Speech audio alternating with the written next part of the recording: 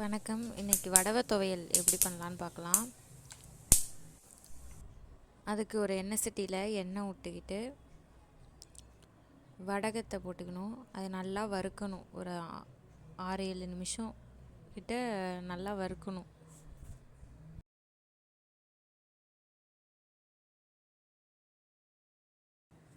அது நல்லா வறுபட்டதுக்கப்புறம் அதோட 4-5 பட்டை மிளகாவும் ஒரு கொட்டை புளி வச்சு அதையும் எல்லாத்தையும் சேர்த்து வதக்கணும். வதக்கிட்டு தேங்காவையும் அதோட ஆட் பண்ணிக்கணும்.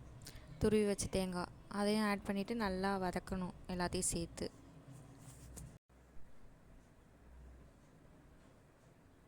அதை ஒரு மிக்ஸி ஜாருக்கு மாற்றிக்கிட்டு அதில் கொஞ்சமாக கல்லுப்பு போட்டு கொஞ்சம் கொஞ்சமாக தண்ணி ஊற்றி துவையல் பதக்கத்துக்கு அரைச்சி எடுத்துக்கணும். இது தயிர் சாதத்துக்கு சூப்பராக இருக்கும். ட்ரை பண்ணி பாருங்கள்.